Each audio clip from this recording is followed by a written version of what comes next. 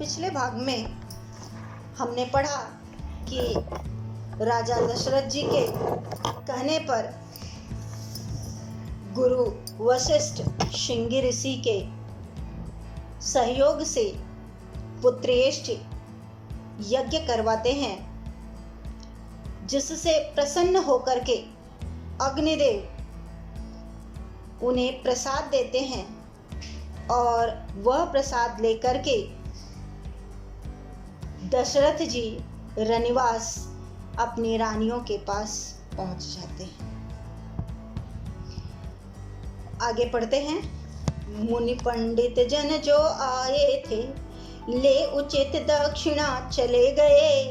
आशीर्वाद सबका पाकर दशरथ महाराज प्रसन्न भये। विधिवत प्रसाद के भाग बना, तीनों में उनको बांट दिया। विश्वंभर आए अंश सहित, कुक्षाक से संकट काट दिया। जब से माता के उदर देश मायापति ने आवास किया, तब से सुख और संपदा ने घर घर में आए निवास किया। उस यज्ञ में जितने भी मुनि पंडित सभी लोग आए थे, उनको यथोचित राजा दशरथ जी ने दक्षिणा दी और मन के अनुरूप दक्षिणा मिलने के कारण सभी लोगों ने राजा को अच्छा आशीर्वाद दिया। उसके पश्चात जो हबी या प्रसाद उन्हें मिला था, वह तीनों रानियों में बराबर रूप से उन्होंने बांट दिया।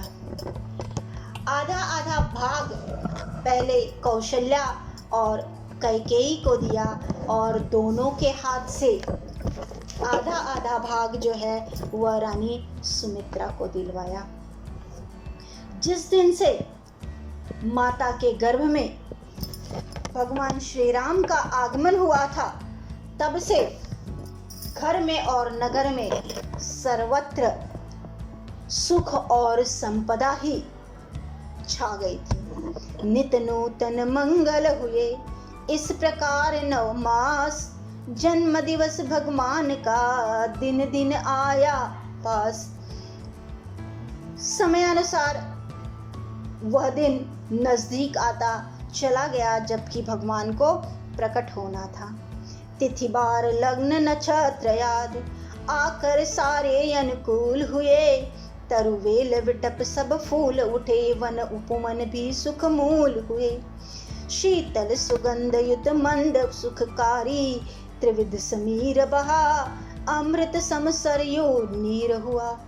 चहु ओर बसंत विराज रहा, देवता विमानों पर बैठे। शुभ अवसर सत्य निहार रहा, नभ से गंधर्वों के समूह वे जय जयकार पुकार रहे। चैत्र शुक्ल नवमी सुखद, चैत्र शुक्ल नवमी सुखद, सब विधि शीत न घाम। कौशल्या के गर्भ से प्रकट हुए सुखधाम। माता को दर्शन दियो, रूप चतुर्भुज धार। डूब रही आश्चर्य में, अद्भुत रूप निहार। प्रभु के प्रकट होने के लिए तिथि, ग्रह, नक्षत्र सब कुछ अनुकूल हो गए। तरु वेल बिटप सब फूल उठे, शाखाएं वृक्ष फूल पौधे सभी जगह पे एकदम सुंदरता ही सुंदरता दिखाई दे रही थी। बगीचे खलिहान सब कुछ धन धान्य से, फूलों से, फलों से पूर्ण था। चैत्र शुक्ल में 9वीं तिथि को दोपहर के 12 बजे श्री राम जी का जन्म होता है और माता को तो वे चतुर्भुज रूप में ही दिखाई देते हैं। और उन्हें देख करके माँ कौशल्या को बड़ा ही आश्चर्य हुआ। निज पूर्व जन्मों के कर्मों से कुछ ज्ञान हुआ महतारी को, कुछ ज्ञान योग से जान गई कौशल्या शिव बिहारी को।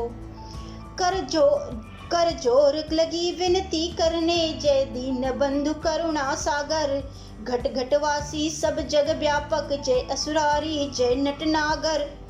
करुणा कर तुमने दर्शन दे मुझे कृतार्थ किया, मेरे निष्किंचन जीवन को निज रूप दिखाकर सार्थ किया। तब हंस कर बोले जगन्नाथ, माता स्वरूप यह अपना है, माया के बंधन बंधे हुए जीवों का केवल सपना है। यह माया गुण गोपाल रूप जो मैंने तुम्हें दिखाया है, साधारण जीव इसे अब तक कोई भी देख न पाया है।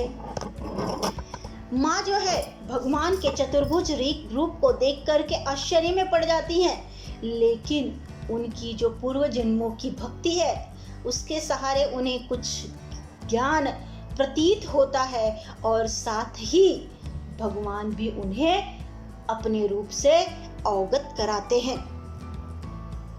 तो कहते हैं साधारण जीवों के लिए यह रूप बहुत ही दुर्लभ है, लेकिन आपने पूर्व में बहुत तपस्या की है जिसके स्वरूप मुझे यह रूप, यह गोपाल रूप जो है आपको दर्शन करने को मिला है। माया का माता नहीं है यह रूप स्वरूप, हो सकता है क्या कभी बालक के अनुरूप। माता बोली हे प्राण रूप अपना स्वरूप निर्माण करो, आश्चर्य सिंधु में डूबी हूँ, हे वत्स मेरा परित्राण करो। भगवान जी कहते हैं माँ यह माया का रूप नहीं है, यह रूप जो है वो मेरा है। माया का रूप बालक के अनुरूप नहीं हो सकता। माँ कहती है हे ईश्वर मैं अब भी आश्चर्य में डूबी हुई हूँ, इसलिए मेरा परित्राण करो, मुझे इस रूप से या मेरे आश्चर्य से मुझे बाहर निकालो। माता के सुनकर वचन बालक स्वरूप बनाए, वाह वाह कर रोने लगे दिए भवन जगाए। उनकी बातों को सुनकर के भगवान जी जो हैं वह बालक रूप धारण करते हैं, लेकिन उससे पहले माँ कौशल्या जो हैं वह उनकी स्तुति करती हैं। वह स्तुति जो है वह कुछ इस प्रकार से है। भय प्रकट कृपाला दीन दयाला कौशल्या हितकारी, हर्षित महतारी मुनि मनहारी अद्भुत रूप निहारी। लोचन अभिरामा तनु घनश्यामा निज आयुध भुजचारी, भूषण वनमाला नयन विशाला शोभा सिंधु खरारी। कह दो कर जोरी अस्तुति तोरी, कही विधि करऊं अनंता। माया गुण ज्ञानातीत अमाना, वेद पुराण भनंता। करुणा सुख सागर सब गुण आगर, जहि गाँव वही श्रुति संता। सो मम हित लागी जन अनुरागी, प्रकट भये श्रीकंता। ब्रह्मांड निकाया निर्मित माया, रोम रोम प्रतिवेद कहें। मम उर्सो वासी यह उपहासी, सुनत धीर मति थिर न रहे। उपजा जब ज्ञाना प्रभु मुस्काना, चरित बहुत विधि कींच है। कही कथा सुनाई मातु बुझाई, जही प्रकार सुत प्रेम लहै। माता पुनि बोली सोमति डोली, तजहु तात यह रूपा। कीजे शिशु लीला अति प्रियशीला, यह सुख परम अनूपा। सुनि वचन सुजाना रोदन ठाना, वय बालक सुर भूपा। यह चरित जगावहि हरिपद पावहि, तेन परहि भव कूपा। वे प्रधेनु सुर संतहित, लीन मनुज अवतार। निज इच्छा निर्मित तनु, माया गुण गोपार। सियावर रामचंद्र जी की जय। उनकी इस बात से भगवान जी जो हैं वह खुश हो जाते हैं और माता के सुनकर वचन बाल स्वरूप बनाए, वाह वाह कर रोने लगे दिए भवन जगाए। सुन सुन शिशुरोदन दासियां जहाँ तहाँ चली पराय, पुत्र जन्म महाराज घर घर कहत बताए। रोम रोम पुलकित भय महाप्रफुल्लित गात, घर घर में होने लगे तत्क्षण मंगलाचार। मागध बंदी सूत गण करत विरद उच्चार, बज उठे बाजने घर घर में नवदेव दुंदुभी बजा रहे। नर नारी हर्षित हो कर अपने घर सजा रहे। जब भगवान जी ने रोना शुरू किया बच्चे के रूप में, तो दासियां दौड़ी दौड़ी भगवान जी दशरथ जी के पास जाती हैं और कहती हैं कि आपके घर में कुल दीपक हुआ है। और यह बात पूरे नगर में फैल जाती है। सबके तन मन जो है एकदम खुश हो जाते हैं। बंदी सूतगढ़ सभी लोग यथासंभव भगवान का नाम स्मरण करने लगते हैं। मंगलाचरण सोहर होने लगते हैं और वहां आकाश में नभ में देवतागण दुंदुभी बजा रहे हैं। ढक गई अयोध्या नगरी सब तोरण ध्वज बंधन वारों से, सोने के मंगल कलश सजे रखे थे सबके द्वारों से। पूरी की पूरी अयोध्या जो है वो खुशी में तोरण और बंधनवारों से सज गई। सबके दरवाजे पर सोने के कलश रखे गए। पुरवासी घर के काम छोड़ दौड़े महलों को आते थे। गंधर्व गान करते नभ से देवता पुष्प बरसाते थे। इस समाचार के सुनते ही भिक्षुक जन भाग चले सारे।